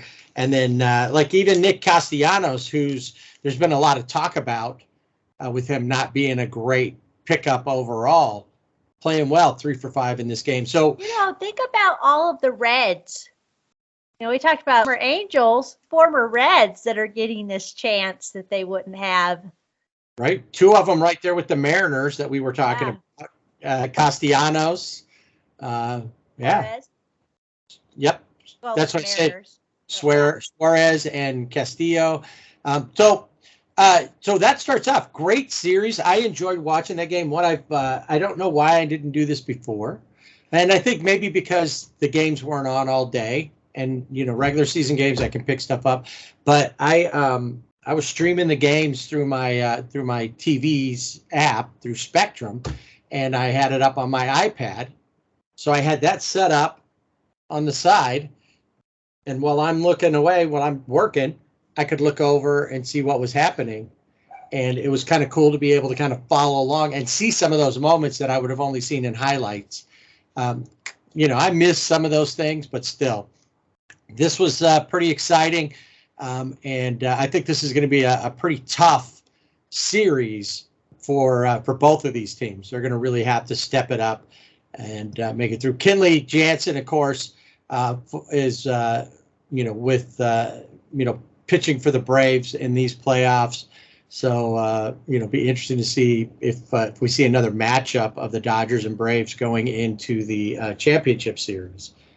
Although it would be interesting if it wasn't for the fact that the Dodgers are in there, I would be interested in seeing a Phillies Padres matchup, because you got two teams that underplayed most of the season, got hot at times. Well, the Phillies especially. The Padres, I never felt they really got like a big hot streak at any point. But as long as the Dodgers are in, I'm not interested in that. So let's take a look at Game 2. Game 3 will be on today. So Game 2, not quite the same intensity level from the Phillies. The Braves send their 20-game winner to the mound, and Kyle Wright, Zach Wheeler, who had a great game. And MLB TV, MLB was talking about him. They were breaking down his whole thing. And it was interesting to see how he's changed over the years. And this year, the things that he was doing that made him that much more successful. You could see it. It was obvious. And it's not that he pitched bad. It's just that offensively, his team couldn't do anything. He did throw 6 innings, gave up 3 runs on 4 hits. So a normal outing, not that bad. Problem is Kyle Wright didn't give up any runs over his 6 innings. And Raisel Iglesias and Kenley Jansen, both, along with A.J. Minter, 3 good relief pitchers right there, and 2 closers for all purposes in Kenley and Raisel Iglesias, closing you out. That's tough. Wasn't Raisel? He was an Angel, wasn't he? Yes, he was. Yeah. Okay. That's what I'm saying. Like all these guys. Like, wait a minute. Oh, and out of the back end of the bullpen in that game for the Phillies, throwing 1 inning and striking out 1, Noah Syndergaard. Forgot about Thor. I totally forgot. Yes. All of these names, it's like a reunion. It is. All these teammates hanging out, getting to see each other. That's right. With that, the Braves take that one 3-0. Honestly, I kind of felt like that's kind of how it would, it would be. You would think that the Braves are a strong team. They started off bad, but they did last year too. And they ended up walking away with the chip. The question is, what is there something they've seemed to have been able to plug holes where they needed to.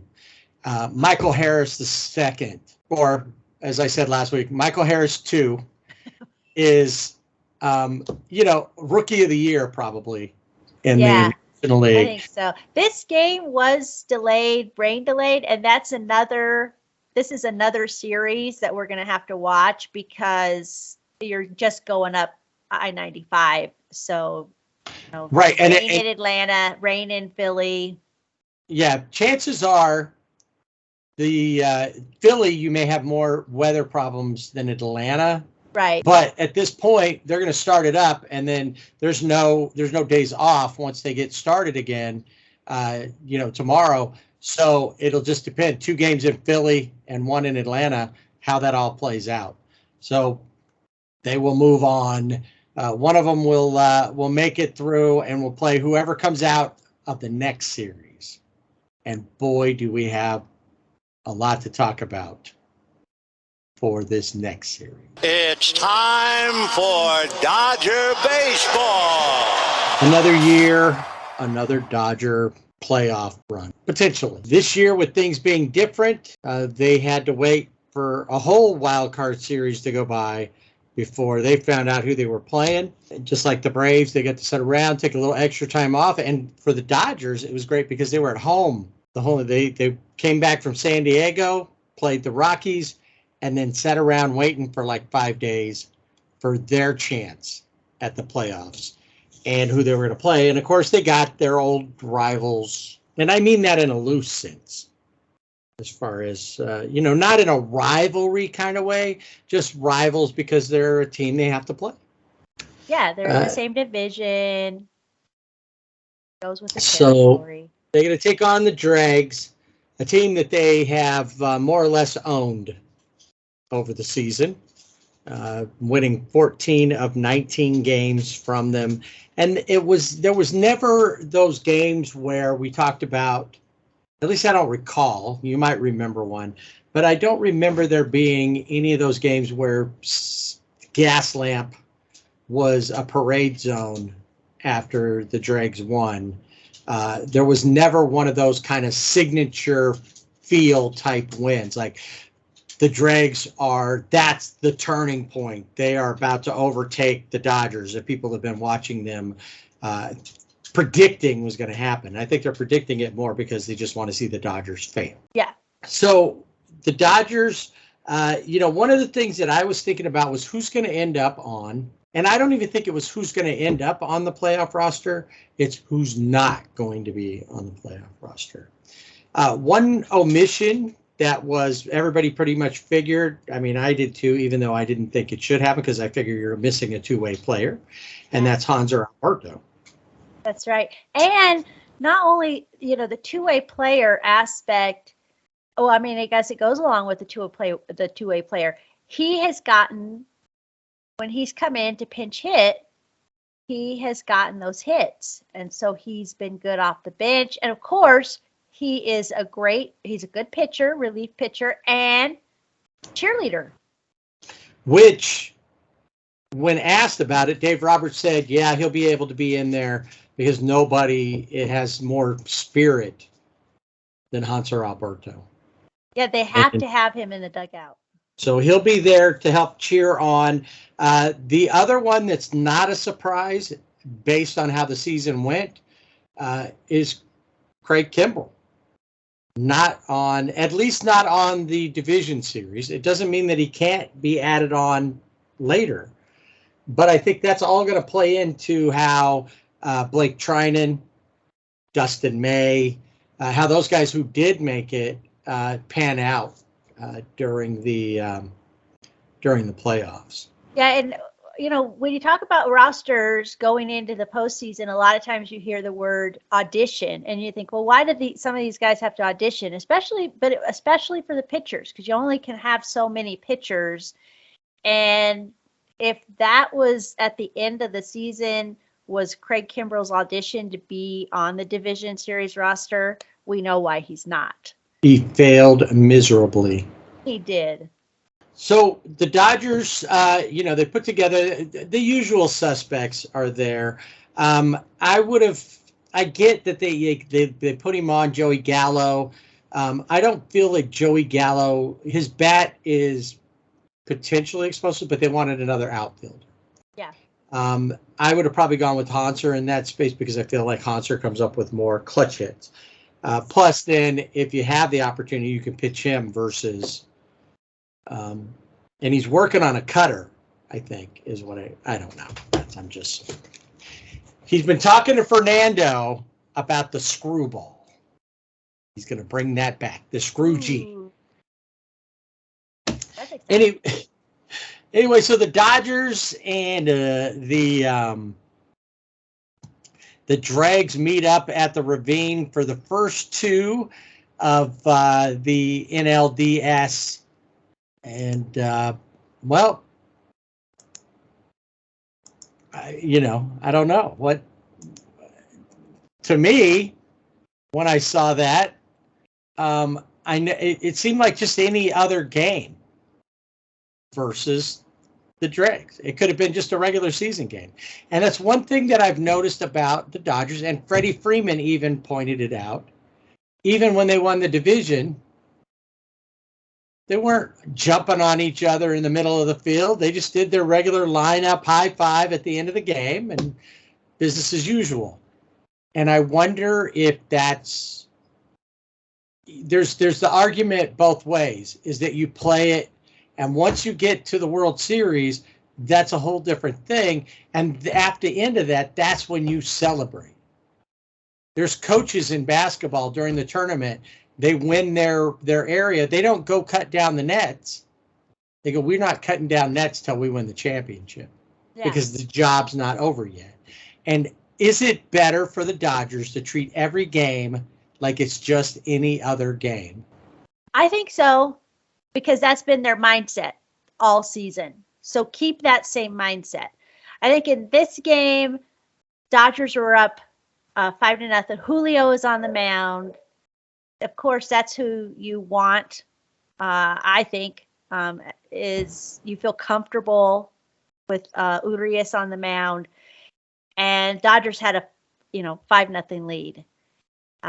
It wasn't until I think it was the third time around in the order that would have been about right, because it was the top of the fifth.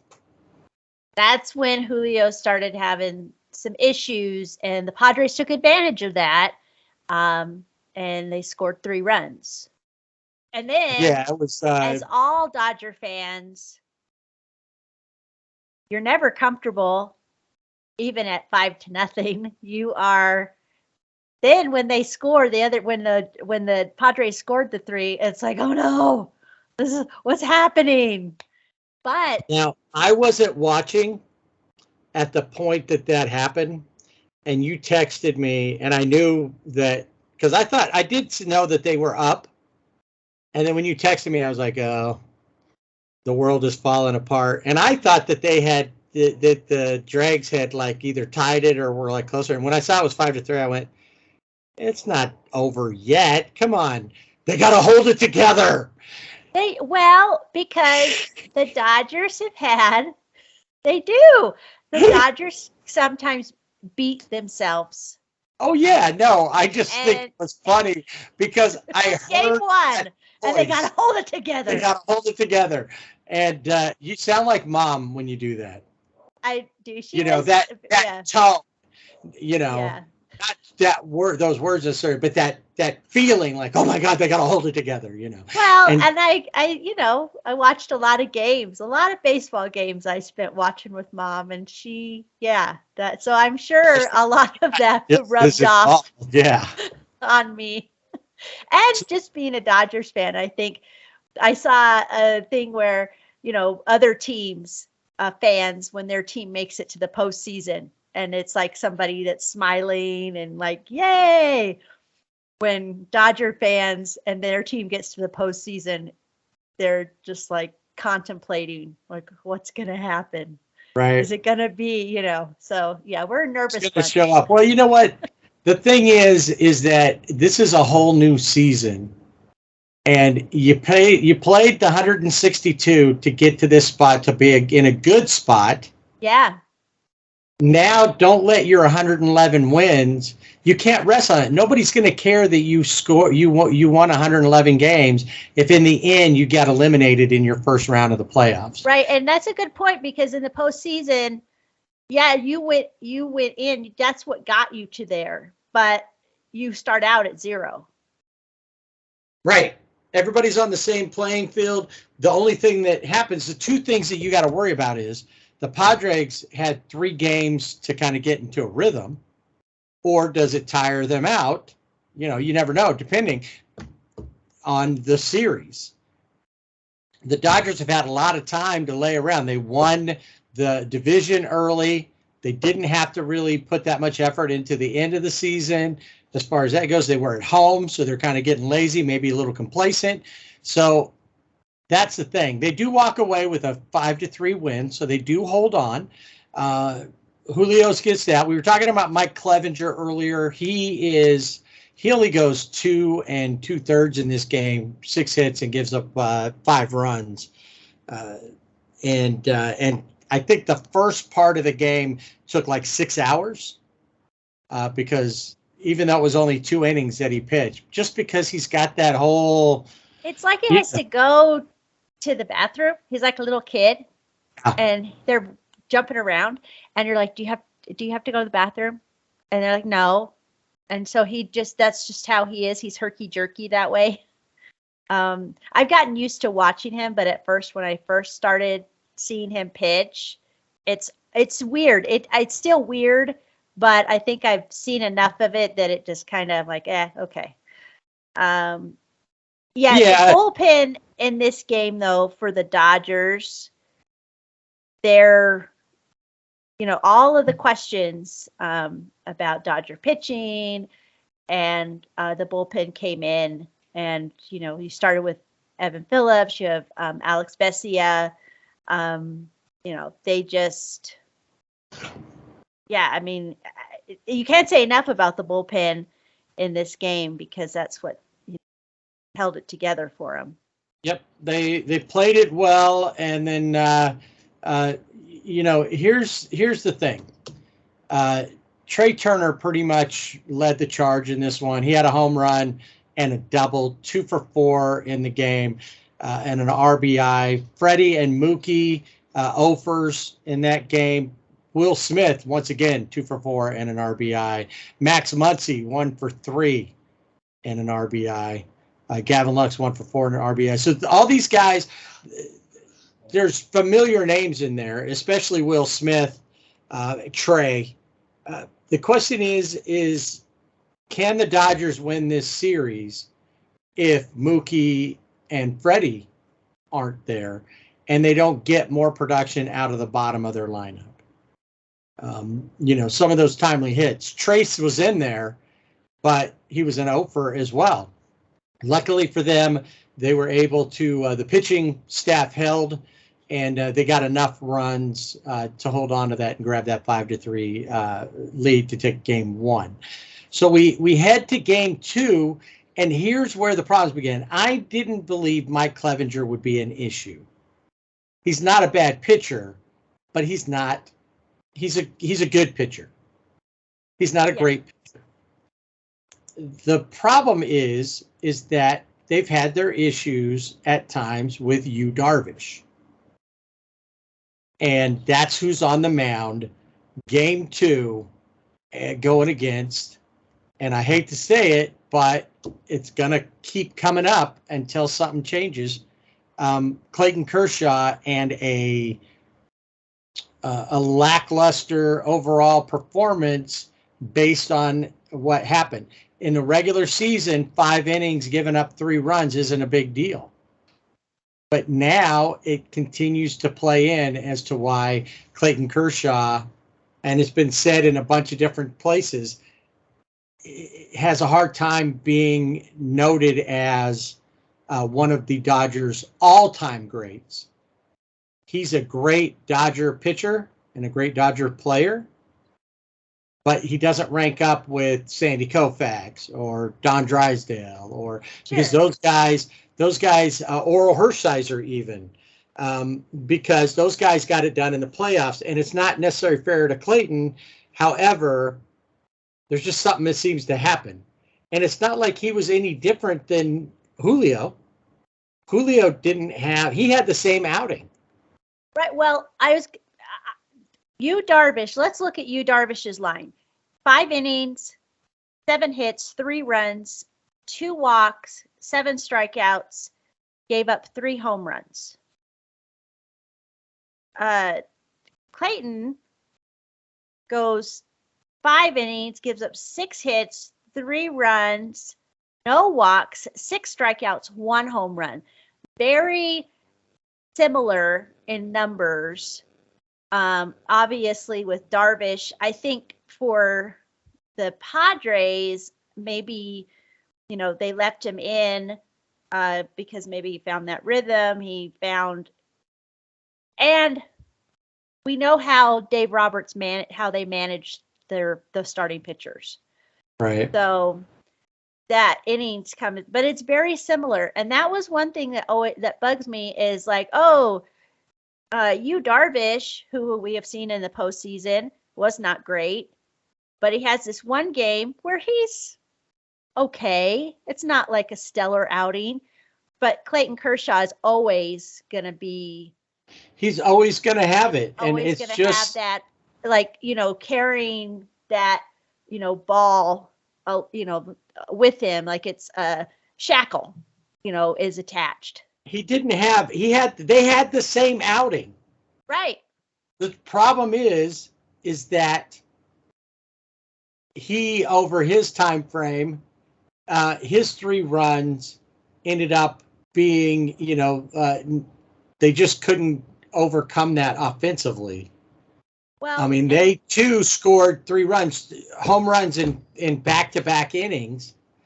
Those 3 home runs were Trey hit 1, Freddie hit 1, and Max hit 1. right. And it was back and forth. I mean, Manny Machado opened with a solo homer in the first, and then Trey Turner had a home run. So it was back and forth. It was a good game, but Until it wasn't. And but then you had Brewster Gratterall, who made a really great play at home plate to get Will Myers out, but they had Robert Suarez, who came in and for the Padres, who is one of those stories. He's working construction in Venezuela. His friends say, "Hey, why don't you go play baseball in Mexico?" And now he signed his first contract at age 31 with the Padres. That story. And so he comes on, and the Dodgers just couldn't. They struck out Justin Turner, struck out Gavin Lux, and then they bounced into a double play. There was some question about when Josh Hader came out to get 4 outs. They had guys on base, and Robert said, I thought Austin Barnes was good in that position. And there's been a lot of talk about, Chris Taylor maybe would have been a better choice, but he is going to play in tonight's game. But, I don't know. I think baseball is just a game of, chess a lot of times. I think that once again, and we say this, the playoffs, the postseason gets magnified. And that's why Clayton Kershaw, who's supposed to be this all-time great ace, 3 Cy Young awards, all that stuff, it just becomes, even though he doesn't have a bad outing, but heaping praise upon Yu Darvish, who doesn't have the same track record. That's easy. Plus, he's playing for San Diego, who's an underdog, and that gives them more. The Dodgers should come in, steamroll. I said, and you rightly answered me. I said, the Dodgers. I'm fine with them playing the Padres because they know them. And you were like, well, they still got to play the games and they still got to win.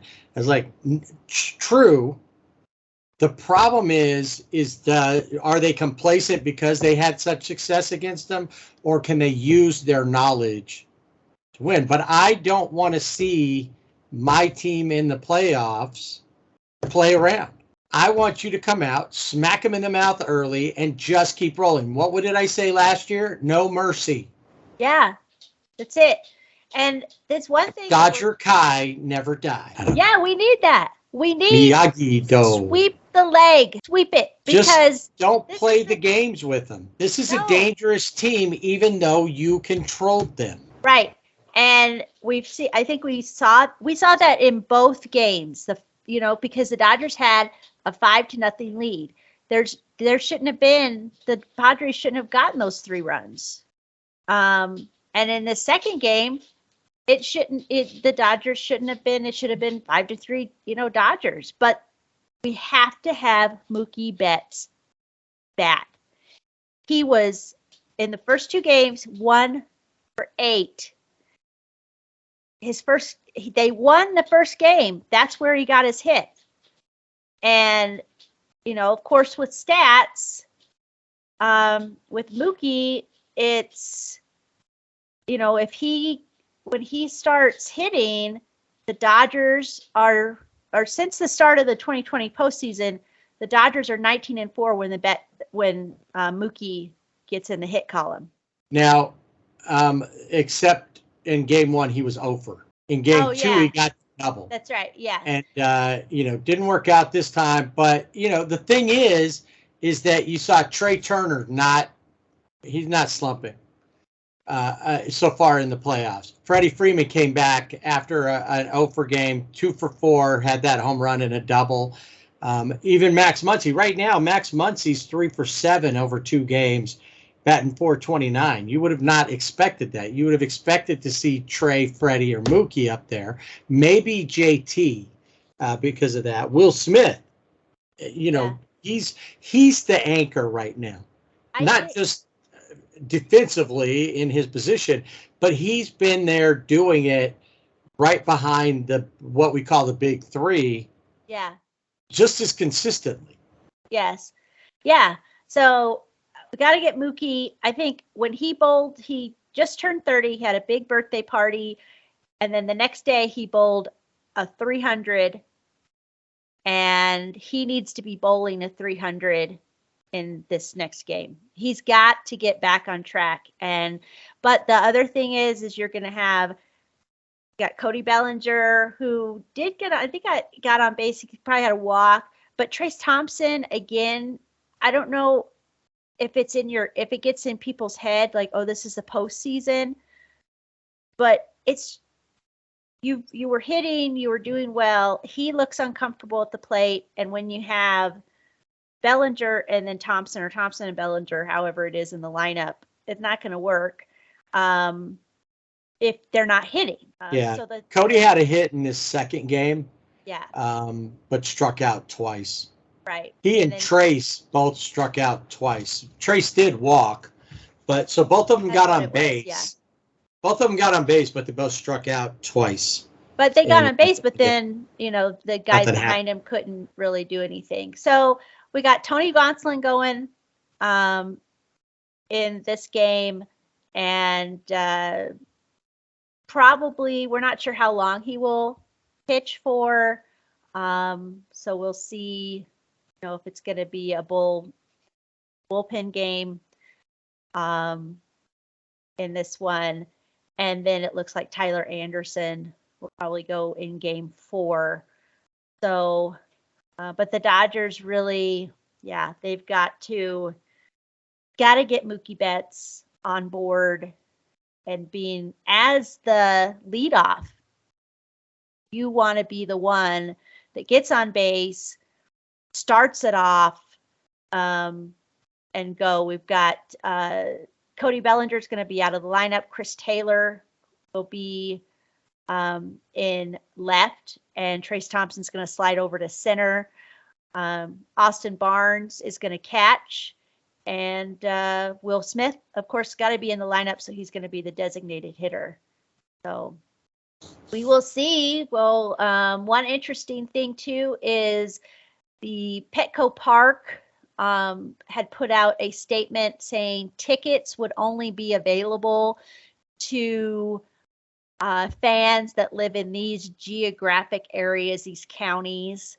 And it made me laugh because a lot of those counties have lots of Dodger fans. Primarily Dodger fans. Riverside County, most of Riverside County. Now the Temecula region, which is right on the edge, has become, even though it's still like 60 miles north, 70 miles north of San Diego proper, it has become like a bedroom community of San Diego. A lot of people moved up there, affordable housing, and commute that trek all the way down into San Diego. But even then, a lot of people there are Dodger fans more than they are Dreg fans, and other parts that they said. And it's like, I'll just, I have a friend who lives down there. If I want tickets, I'll just go through his address. Right. And yeah. So it'll be fun to see tonight's game in Petco Park. It's going to be loud, but as Tony Gonsolin was asked about that, what the crowd atmosphere, and he said, we play in front of 45,000, 50,000 fans every night. It's not going to be any different. So the Dodgers have that going for them. But yeah, being a Dodgers fan just being a Dodgers fan, yeah, that nervous breakdown during a 9 innings of nervous breakdown, I have felt that, and that is probably spot on when you said. I was like, yes, this is me. I knew it. I thought of you immediately that I saw that. I think, and I wonder, because Gonsolin is not stretched out to go very long. If we're looking at probably a quasi bullpen game. Yeah. Today. So the question will be, can he kind of show, even over a short outing, what he showed so much during the season, especially before the All-Star break? And then he had the injury issues. Can he show more of that? Can Tyler Anderson be the rock that he was throughout the season? Going into Game 4, we know that the Dodgers can win in Petco. It's not as if it's oh my God, we're going into this stadium we can never seem to win at. It's not been an issue for them. It's just a matter of the pitching hasn't been terrible. The offense just didn't overcome, and they're facing Blake Snell tonight. Will Blake Snell control them like he did when he was with the Rays that one time? Or will it be like a lot of the outings we saw since he's been with the Dregs and be underwhelming? Yeah, I'm hoping for the latter, the underwhelming part. But really, the Dodgers bats, especially Mookie, got to wake up. And Trace Thompson, he's got to – I think some of it, too, is I mentioned, you get it in your head, oh, this is postseason. But I think if the Dodgers treat these games like this is a game and we just move on to the next, and, and how they did it during the regular season, that's the mindset. Because with Trace Thompson, he's got to get some hits where if he's playing defensively great, he's a good, wasn't so great in the last game. So I think maybe even so defensively, he's usually great. Offensively, he's been good. He's got to put all of that together and let this, yes, it's postseason, but it's really just another ball game to get you to the next level. Yeah, you got to play it that way. You can't amplify it on your end as well. All right, so the Dodgers play the 2 in San Diego. We know we'll get to a Game 4. If the Dodgers can win both of them, it's over. Play whoever wins from the Atlanta Phillies series. They'll play, like I said, the 2 there. If there is, we're hoping not a Game 5, it will be back up at Dodger Stadium on Sunday. And then I think we pretty much got a full slate of games going today. With the makeup game for the Yankees and Guardians, and then you'll have both of the National League Division Series games today. Before we close up shop today, we just got some breaking news that Hall of Famer and former St. Louis Cardinal Bruce Sutter has passed away at the age of 69. I always remember watching Bruce. He was part of the 1982 Cardinals World Series team, was the 1979 Cy Young Award winner, inducted into the Hall of Fame, and get this, just the 4th reliever at the time to be enshrined, but the first pitcher to make it into the Hall of Fame that never started a game. And he was enshrined back in 2006. He wore number 42 when he played before everybody retired it. So it was retired under him and Jackie now in St. Louis. But St. Louis had retired that number, one of 14 retired by the Cardinals. He was a non-drafted free agent, and he came out of that and found his way. He pioneered the split finger fastball, which pretty much is common now. But at the time, that made him almost unhittable. He had that big bushy beard. He was a pioneer in that too. Nobody had beards like him really, like they do now. So I just want to send out our condolences to the Suter family. I know the Cardinals are reeling as well with the loss of a Hall of Famer from their family.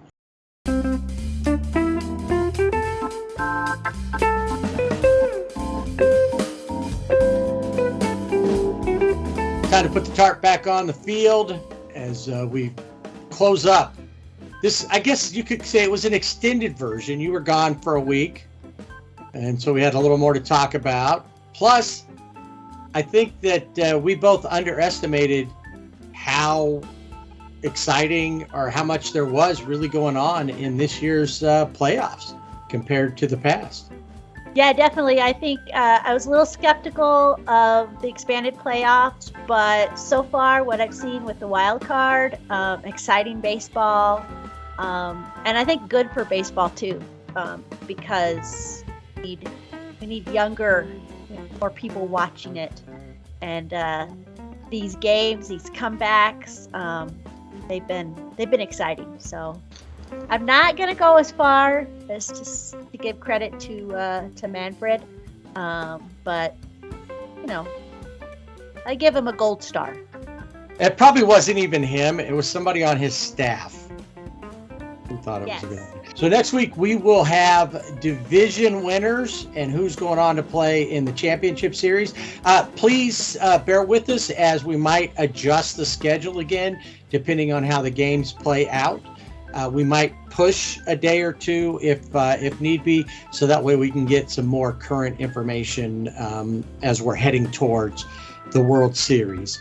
At the end of the season, we'll do a complete wrap on everything that we've seen, anything that's happening now that we're not talking about, managerial changes, retirements, no trades or anything will happen yet, but anything like that might happen. We'll talk about all that when we wrap up the season, and we'll talk more about like postseason awards coming up in the future. But next week, more playoffs. And can the Dodgers move on? Can the Guardians overcome the Yankees? Can the Mariners win 3 in a row over the Astros? And more on the next edition of Sibling Rivalry Baseball Podcast. Thanks for being here with us, and don't forget to swing away.